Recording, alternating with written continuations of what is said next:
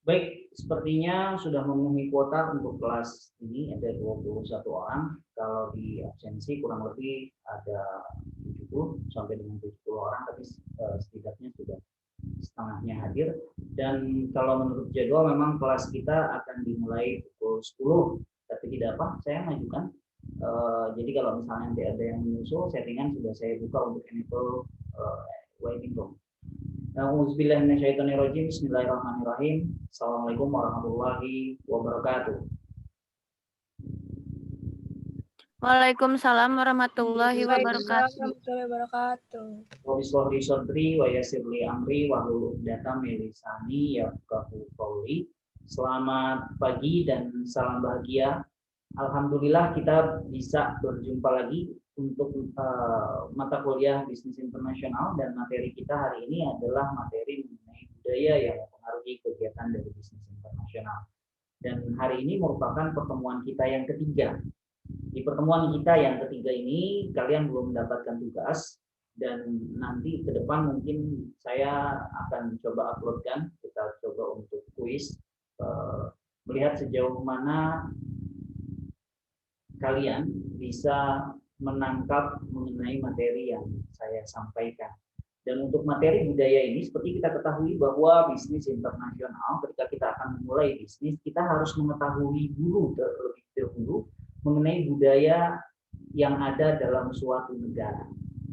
Untuk mengetahui budaya, kita harus mengetahui dulu kebiasaan dari orang-orang di negara tersebut. Seperti kita ketahui bahwa budaya dipengaruhi oleh 5 hal.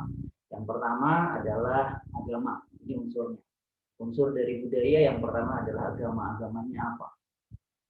Muslimkah dia, non-muslimkah dia? Kemudian setelah agama, bahasa. Bagaimana pola komunikasi mereka? Menggunakan bahasa apa mereka? Bahasa Inggriskah, bahasa Jepangkah, bahasa Peranciskah? Itu yang harus kalian kuasai. Minimal kalian menguasai lingua franca, yaitu bahasa Inggris tadi. Setelah bahasa, pola komunikasi. Pola komunikasinya seperti apa? Struktur nilai dan sikap. Ketika kita memulai bisnis, kalau kita tidak bisa mengkomunikasikan mengenai produk yang akan kita jual, mengenai produk yang akan kita sampaikan kepada orang lain, mereka tidak akan mungkin tahu. Ini pentingnya kita menguasai bahasa mereka, ini pentingnya kita mengetahui mengenai budaya mereka. Oleh karena itu, saya akan membahas lebih jauh dengan memaparkan menggunakan PowerPoint. Dan materi yang sudah saya uploadkan, kalian bisa download di Google Classroom. Google Classroom saya sudah menguploadkan mengenai materi budaya ini untuk materi yang ketiga. Di negara tertentu, jangan jauh-jauh, di negara Indonesia saja, setiap daerahnya mereka berbeda-beda bahasanya. Ketika kalian datang ke Tatar Parahyangan, ke tanah Sunda, otomatis kalian harus bisa berbahasa Sunda, kan begitu. Kita anggap orang Sunda ini adalah orang Amerika Serikat, otomatis bahasa Sunda adalah bahasa Inggris, kan begitu ya. Ini kalau misalnya saya mencontohkan maksudnya supaya kalian lebih mudah untuk memahami kenapa saya harus memahami bahasa mereka, kenapa saya harus memahami budaya mereka, kan begitu. Jadi kalau misalnya kalian datang ke Tatar Parahyangan, ke Kota Bandung, ya minimal kalian harus bisa bahasa Sunda. Bahasa ibu mereka adalah bahasa Sunda. Ketika kalian datang ke Sumatera, kalian harus bisa bahasa Padang. Kalau kalian datang ke Kalimantan, kalian harus bisa bahasa Kalimantan, kan begitu. Ini yang dikatakan oleh Ed Hall dalam bukunya Bisnis Internasional, bahwa untuk memulai kegiatan itu kalian harus mengetahui terlebih dahulu budayanya. Makanya saya terangkan ini. Problem background, the main challenge in conducting international business is to adapt effectively to cultural difference. Ada perbedaan kultur di situ. Such as adjustment requiring an understanding of cultural diversity, perception, click and value. Ada perbedaan nilai yang mencolok dari setiap negara. Selain itu, in recent years, research linking between cultural dimension and behavior and research has proven useful in providing an integrated profile of international culture. In fact, culture is very influential. Faktanya, budaya sangat mempengaruhi. in the smooth running of the business world, but in development in national and international scale business. Baik itu skala bisnis internasional maupun skala bisnis nasional. Something new that is not accordance with the culture of a nation will be difficult to accept or develop within the country. Kalau kita tidak memahami budaya mereka, bisnis kita tidak akan mudah untuk dibangun dan tidak akan bisa diterima oleh negara mereka. Itu problem background-nya. Itu main challenge. Inti utamanya adalah ke sana, bahwa kita harus memahami mengenai budaya mereka, kita harus memahami mengenai kultur mereka.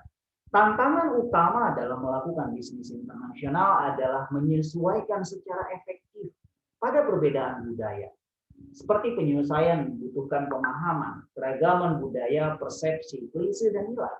Dalam beberapa tahun belakangan ini, peneliti menghubungkan antara dimensi kebudayaan dan perilaku penelitian yang telah terbukti berguna dalam penyediaan profil integratif dari budaya internasional.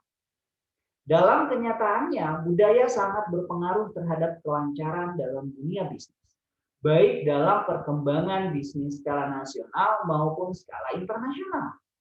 Sesuatu hal baru yang tidak sesuai dengan kebudayaan suatu bangsa akan sulit diterima atau berkembang di negara tersebut. Ya, seperti itu contohkan tadi di awal. Kita datang ke Tatar Parahyangan, kita datang ke kota Bandung, kita tidak mengetahui bahasa Sunda mereka. Mereka tidak akan bisa menerima bisnis kita. Kita datang ke kota Padang, kita tidak bisa berbahasa Padang. Bisnis kita tidak akan mudah untuk berkembang di situ. Karena bahasa yang mereka gunakan sehari-hari adalah bahasa Padang. Ini yang harus kita garis bawahi. Kalian datang ke Amerika Serikat, kalian harus bisa minimal bahasa Inggris. Kalian datang ke Jepang, kalau misalnya kalian tidak bisa bahasa Jepang, minimal lingua franca, bahasa Inggris kalian kuasai. Ya syukur-syukur kalian bisa bahasa Jepang. Watashi wa intrades, ano bakusai umpa dengan itu. Jadi inilah yang harus kita hadapi, tantangan-tantangan dalam dunia bisnis dewasa ini. Kalau misalnya kita tidak bisa menguasai itu, kita tidak akan mungkin mengembangkan bisnis kita. Bagaimana mau mengembangkan bisnis? Untuk bergaul sehari-hari saja dengan mereka, mereka tidak bisa menerima kita karena kita tidak mengerti bahasanya. Ini tantangan yang harus kita hadapi pertama kali. Selanjutnya, saya mengambilkan contoh. Di Jepang, ada bahasa yang mereka pergunakan, di mana perusahaan Japan Protector and Gamble use an advertisement for commercial, where a man meets a woman for the first time to compare her skin with a beautiful porcelain doll. Jadi ketika ada iklan sabun yang mereka tayangkan di Eropa dan di Amerika, dipergunakan juga oleh orang Jepang, di mana mereka membandingkan, compare her skin with a beautiful porcelain doll. Jadi dia mengcompare istri mereka kulitnya dengan boneka porselen.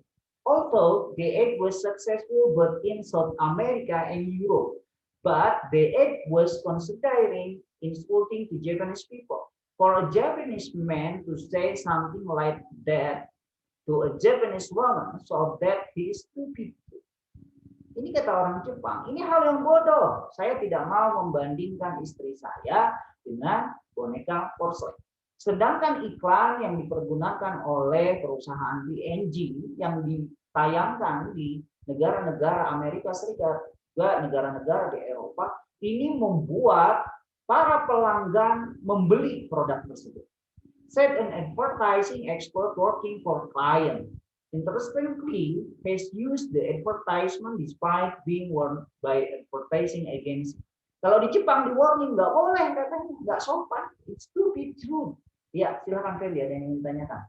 Anda mengangkat tangan Anda. Bapak, mohon maaf, itu teman-teman katanya nggak pada bisa masuk, Pak. Nggak bisa masuk.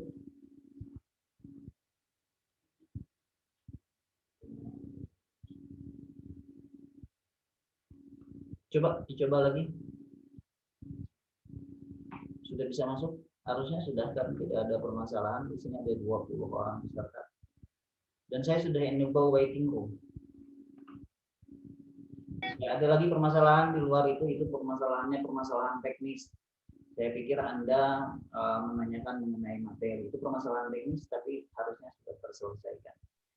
Jadi ini sudah ya. Ada lagi yang menitip pesan temannya tidak bisa masuk, sudah tidak bisa masuk.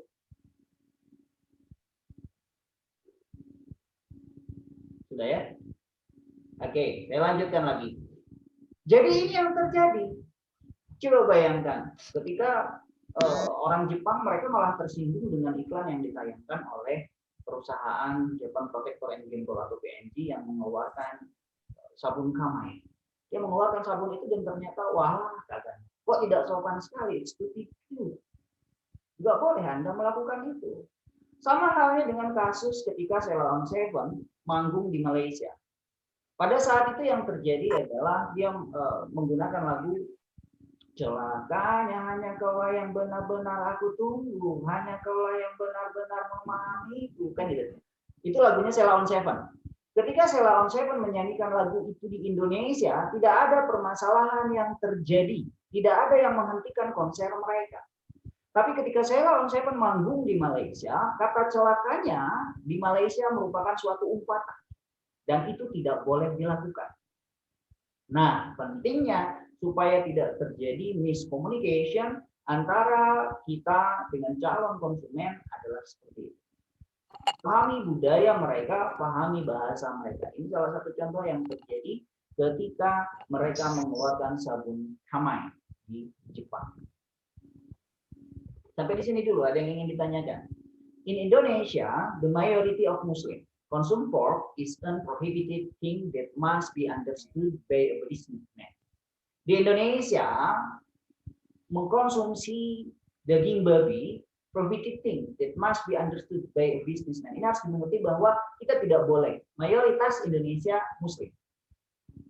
Negara Muslim, mereka tidak mengkonsumsi pork atau daging babi. The product we sell will not be accepted in the country, unlike in the United States. Beda dengan di Amerika Serikat. The majority of the religion is Christianity and allow consuming pork. Di Amerika boleh. Jadi kalau misalnya kalian makan McD di Amerika, pastikan dagingnya itu mempunyai tanda bahwa itu bukan daging pork atau daging babi. Di negara-negara Asia, khususnya Jepang, mereka sudah ramah dengan negara-negara Muslim. Jadi kalau misalnya kalian makan di McDonald di Indonesia, semua halal. Daging babi nggak boleh.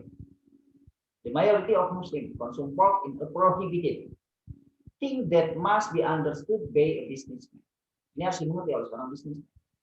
Sedangkan di Amerika, dagingnya itu bisa kita pastikan mereka bukan daging sapi semua, ada daging porknya, ada daging babinya. Di Jepang, ketika saya datang ke negara tersebut, saya pergi ke sebuah restoran cepat saji. Mereka sudah ramah dengan memberikan keterangan. Ini hebatnya. Padahal orang Jepang, mereka agamanya adalah kepercayaan. Tapi mereka sangat menghormati perbedaan agama yang terjadi. Ketika saya mengkonsumsi makanan di situ, saya diberitahu oleh pelanggannya, jangan katanya. Dia Muslim, ya saya Muslim. Jangan, Bapak jangan mengkonsumsi untuk daging itu karena itu bahan dasarnya terbuat dari daging babi. Seorang pebisnis harus paham. Coba kalian bayangkan ketika kalian berada di negara Muslim, kalian menjual daging babi dan saya jamin pembelinya itu orang-orang tertentu yang mereka boleh untuk mengkonsumsi pork atau daging babi. Paham ya sampai sini ya? Ini contoh yang kedua. So, what is culture? Culture can be interpreted that is culture consists of pattern learned about the general behavior of member of a particular society, namely the unique lifestyle of a particular group or person. Culture is a collection of value. Budaya adalah kumpulan nilai, belief, kepercayaan, behavior, kebiasaan, habit, and attitude that deter people from others. The culture of society determines the province governing how the company is run in this community. Jadi, Kultur ini akan mempengaruhi bagaimana kumpulan-kumpulan nilai, kepercayaan, kebiasaan, attitude, sopan santun yang biasa mereka lakukan.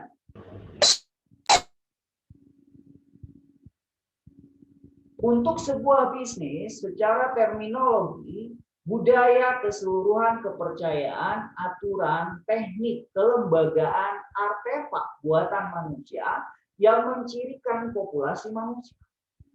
What is culture? Culture is us.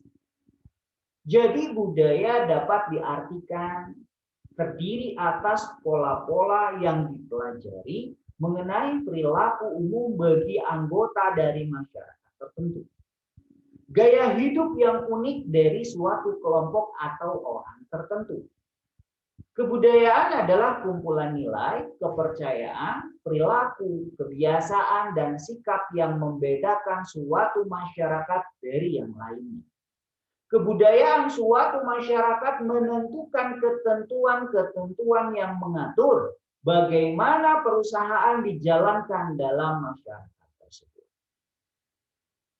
Ini yang sudah saya terangkan sebelumnya, bahwa kumpulan manusia ini mereka mempunyai kebiasaan atau mempunyai kultur. Mereka mempunyai etika, adat istiadat yang mempengaruhi kegiatan mereka sehari-hari. Ini yang harus kita pelajari. Dalam materi yang selanjutnya, di sini menerangkan, dalam video ini dia menerangkan lebih jauh mengenai what is culture. Apa itu kultur atau budaya? Mari kita perhatikan.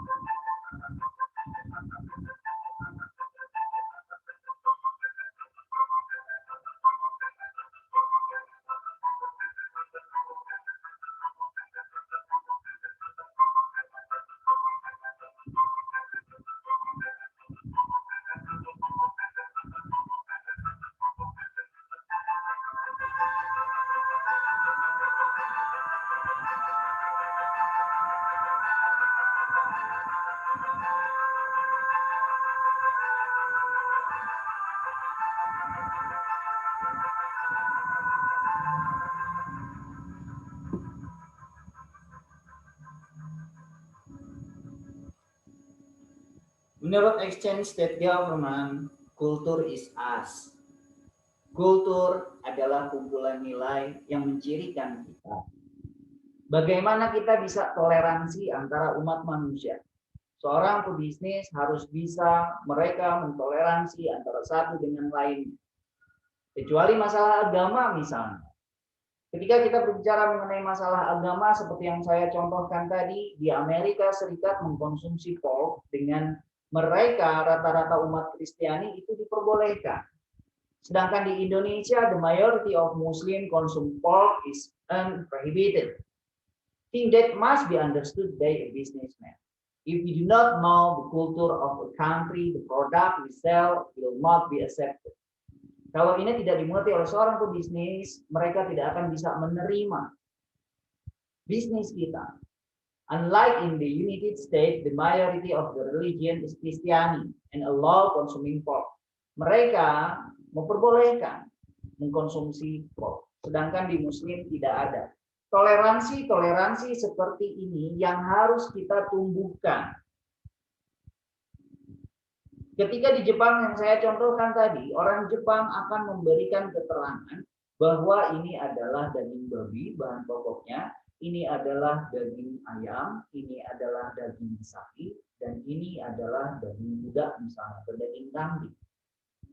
Mereka sangat toleransi terhadap umat agama atau umat Muslim yang lain, Muslim, Kristiani, Hindu, Buddha. Mereka mentoleransi, saling menghormati satu sama lain. Sebagai seorang pebisnis, kita pun harus bisa melakukan hal itu.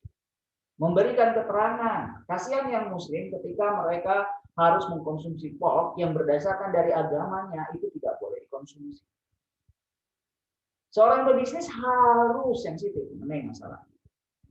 Dan ini dipengaruhi oleh apa? Sekali lagi saya tekankan, ini dipengaruhi oleh budaya.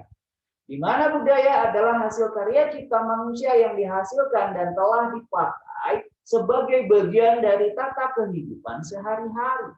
Suatu budaya yang dipakai dan diterapkan dalam kehidupan sehari-hari selama periode waktu yang lama akan mempengaruhi pola pembentukan dari suatu masyarakat.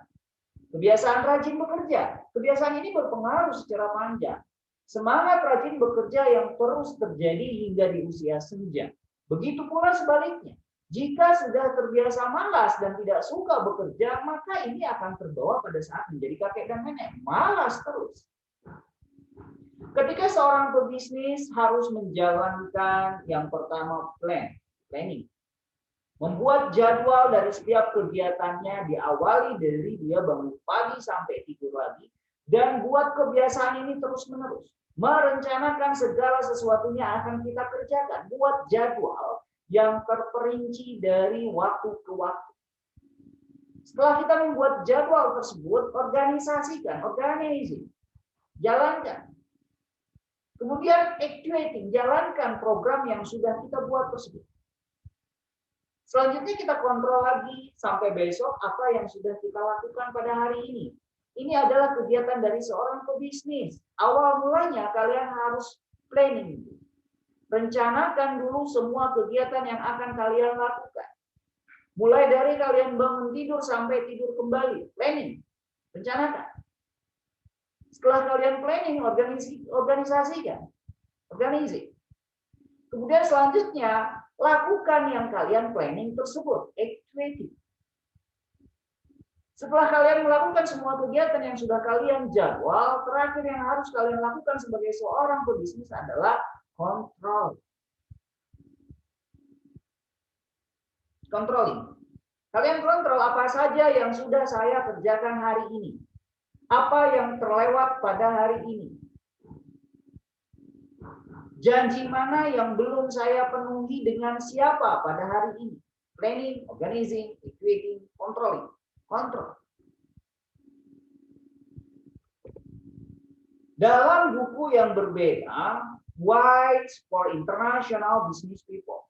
There are ways for international business people to adjust or align with other culture, namely they realize that there is a culture that is different from its own culture and they must learn the characteristic of this culture so they can adapt, but according to et al, there are two ways to adjust to other moral culture, namely. Ini yang dikatakan oleh et al. Untuk memulai kegiatan bisnis internasional dan untuk memulai kegiatan itu ada dua cara. Two ways to adjust to other moral culture, namely. The first, spending a lifetime in that country. Tinggal selamanya seumur hidup di negara tersebut. Conduct a very sophisticated and extensive training program that cover that main characteristic of a culture. Yang kedua, the second, lakukan training program untuk bisa cover the main characteristic, untuk bisa mengetahui karakteristik dari kultur negara yang akan kita tuju. Culture that is different from its own, they must learn the characteristic of this culture so they can adapt. Tapi kita bisa mengadopsi itu. Kita bisa melakukan apa yang mereka kerjakan, apa yang sudah mereka lakukan, bagaimana bisnis supaya berkembang di negara-negara lain. Kita bisa mempelajari itu. Bukan kita harus takut dengan hal itu. Oh, gara-gara ini oke lah saya mundur, bukan begitu. Sama halnya ketika kita akan bekerja di perusahaan asing. Yang harus kalian ketahui pertama kali, pastikan bahwa dia bukan seorang penipu. Ini saya sudah terangkan minggu lalu bahwa saya punya pengalaman pribadi ketika saya harus berhadapan dengan orang asing. Dan saya harus mengirimkan email lamaran kerja. Kami berkomunikasi kurang lebih selama 3 minggu. Dengan bahasa Inggris tentunya. Dan orang yang berkomunikasi dengan saya, mereka berada di Rusia. Tapi mereka mengatakan bahwa kantor mereka berada di negara-negara seperti Malaysia, Singapura, Myanmar, dan negara-negara Jepang, negara-negara Asia lain. Saya katakan, oke, apa tugas saya? Anda bekerja sebagai agen internasional, kata dia. Saya tanggapi, bagaimana pekerjaannya? Mengirimkan kontrak, menerima kontrak, memastikan produk sudah terkirim. Saya sudah cerita ini kan dalam minggu lalu. Oke, saya ikuti instruksi dia. Akhirnya singkat cerita wawancara naik ke level yang lebih tinggi. Setelah sebelumnya dari staf HRD, saya diwawancarai oleh direkturnya. Dia katakan sebagai direkturnya dan dia sudah mengeluarkan ini kontraknya. Kontraknya Anda harus mengirimkan kontrak dari Indonesia ke Malaysia. Dan di Malaysia Anda harus memesan produk bespoke fluid, kata dia begitu, dalam kontrak itu. Dan di situ diharuskan untuk mendepositkan sejumlah uang. Nah, akhirnya sampai di situ saya berhenti. Orang saya mau bekerja, kalau logikanya saya mau bekerja, saya mencari uang, bukan saya mengirimkan uang pada orang lain. Kan ini aneh. Makanya saya urung. Setelah itu kita putus. Saya tidak pernah lagi menghubungi dia. Satu itu pastikan dia bukan penipu. Yang kedua, pastikan kamu memahami bahasanya. Kalian memahami bahasanya. Yang ketiga, kalian tahu apa yang akan kalian kerjakan nantinya. Dan skill kalian mumpuni untuk itu. Dari bahasa, skillnya itu dari bahasa. Kemampuan kalian bekerja, mau ngapain, apa kemampuan kalian ketika kalian melamar bekerja ke luar negeri. Cara masuk ke suatu negara, terdapat cara bagi para pelaku bisnis internasional untuk menyesuaikan diri atau hidup di negara orang lain. Cara ini dikatakan oleh Ed Hall. Dia mengatakan bahwa budaya yang berbeda, dari budayanya sendiri, mereka harus mempelajari karakteristik dari budaya-budaya tersebut hingga dapat beradaptasi. Jadi kita harus beradaptasi di negara mereka.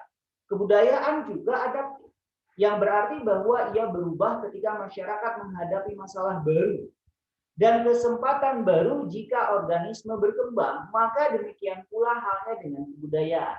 Mereka mengambil ciri-ciri baru dan membuang yang lama untuk membentuk dasar kebudayaan baru.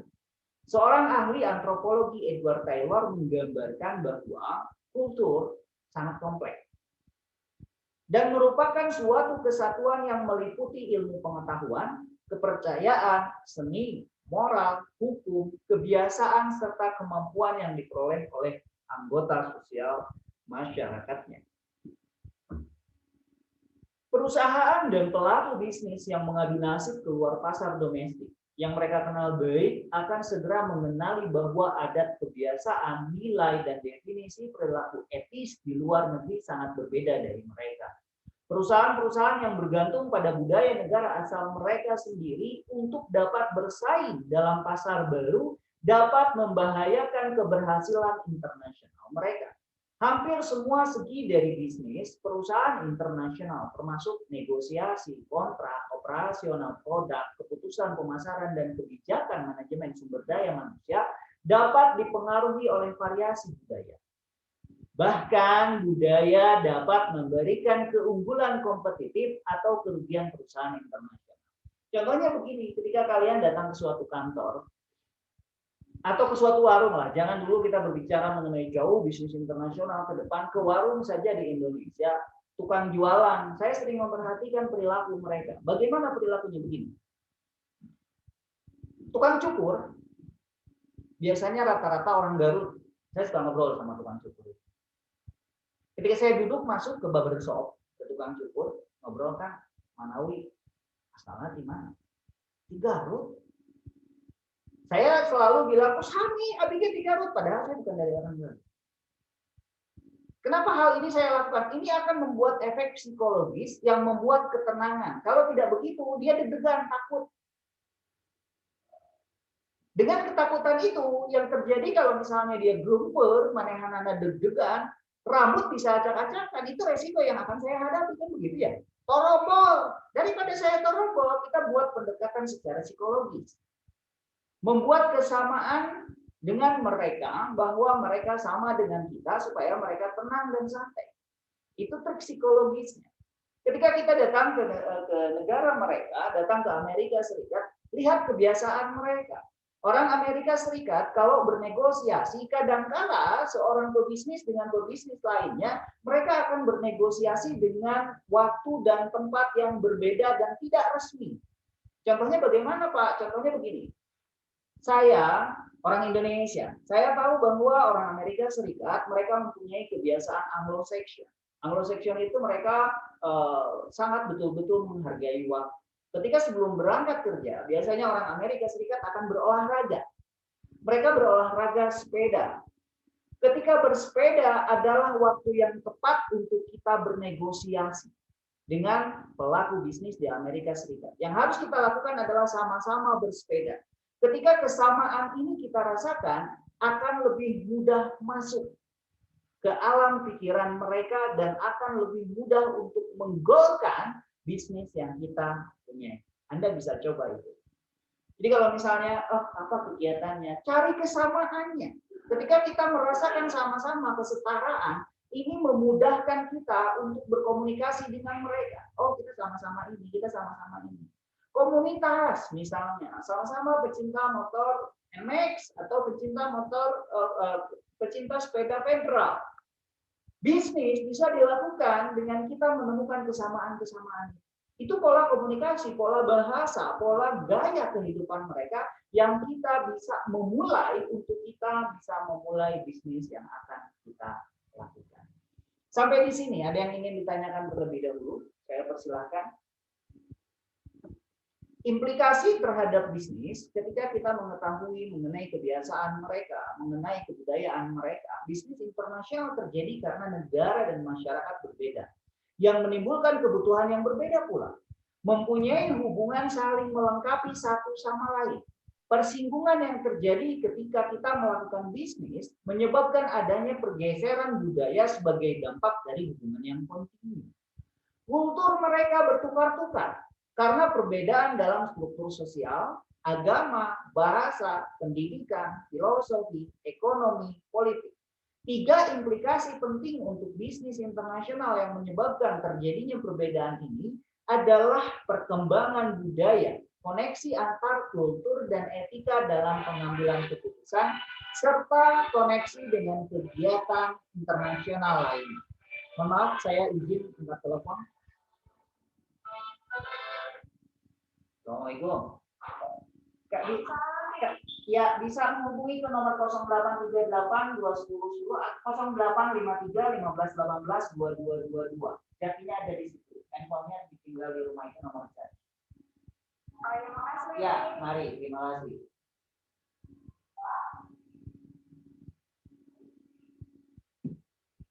Mohon maaf ketidaknyamanannya, saya lanjutkan lagi biasa. Guru sekolah anak saya menghubungi dan handphonenya ada di rumah. Silakan, kalau ada yang ingin ditanyakan dari materi yang sudah saya sampaikan tadi, bagaimana kita supaya bisa masuk ke dalam suatu negara kalau misalnya kita mengikuti yang dikatakan oleh Ed Hall, spending lifetime in the country, conduct a very sophisticated and extensive training program. Itu kata Ed Hall. Karena kita harus bisa, there are ways for international business people to adjust or live with other culture, namely they realize their culture that is different from its own culture. Mereka mempunyai kultur kebiasaan yang beda-beda. They must learn the characteristic. Kita harus memahami karakteristik mereka. Ini yang dikatakan oleh Ed Hall. Ya, silakan. Ada yang ingin ditanyakan dulu? Bapak izin bertanya. Oh, Feby. Silakan, Feb. Bapak, tadi kan kita harus memahami komunikasi budayanya, culture-nya yang kayak gitu. Sebenarnya kalau misalnya komunikasi nonverbal, apa kita juga penting buat mempelajari itu? Kayak misalnya atau kan misalnya di kita senyum itu kan ramah, cuman di Rusia itu senyum tuh di sana tuh disangkanya orang-orang jahat kayak gitu. Kira-kira itu Oke. penting juga nggak? Oke. Terima Ya, bagus pertanyaannya, Feby. Bagaimana Pak mengenai komunikasi nonverbal ketika senyum di negara kita merupakan satu identitas diri bahwa kita adalah negara yang ramah, sedangkan di negara orang lain belum tentu. Orang Amerika Serikat, mereka kalau nggak kenal boro-boro senyum jalan aja. Sama dengan orang Jepang juga ketika mereka bertemu dengan orang yang tidak dikenal, mereka bukannya senyum jalan ya. Memang itu yang harus dilakukan. Lalu apa yang harus kita lakukan? Satu, kita tidak boleh menghilangkan budaya kita bahwa senyum adalah sesuatu yang harus kita lakukan sebagai orang Timur atau sebagai orang Indonesia. Saya sarankan Anda tetap memegang identitas Anda sebagai orang Indonesia. Kapanpun, dimanapun, senyum. Senyum adalah ibadah. Walaupun itu tidak ditanggapi. Kenapa? Kalau Anda tahu, ketika orang Amerika Serikat, mereka sudah jenuh, sudah jengah dengan keberadaan egosentris dari negara mereka sendiri. Kenapa saya bisa meyakinkan itu? Ketika mereka datang ke negara kita, mereka senang dengan kultur yang ada di Bali. Orang Indonesia sangat ramah. Jadi ketika kita datang ke negara mereka, ya kita buat kultur senyum ke negara mereka. Kita buat mereka nyaman ketika berhadapan dengan kita sebagai seorang pebisnis. Saya sarankan tetap Anda mengikuti kultur yang ada. Kalau yang baik gitu ya, kita tularkan pada mereka. Tapi kalau misalnya ada bahasa nonverbal yang harus kita pelajari dari mereka, maaf, contohnya ya ini jangan ditiru, seperti mengacungkan jari tengah. Ini bahasa nonverbal. Di negara Inggris ini artinya adalah persetan dengan Anda. Di negara Amerika Serikat, mengacungkan kedua tangan antara jari telunjuk dengan jari tengah seperti ini menandakan peace, artinya damai. Apakah kita boleh mempergunakan bahasa ini dalam kegiatan bisnis? Saya sarankan tidak. Kenapa? Karena memiliki makna ganda. Di negara tertentu artinya ini adalah sama dengan ini. Jadi jangan dilakukan. Ketika Anda mengatakan ini adalah sukses, di negara orang lain ini artinya tolong sediakan saya seorang PSK. Jadi jangan lakukan ini. Ketika Anda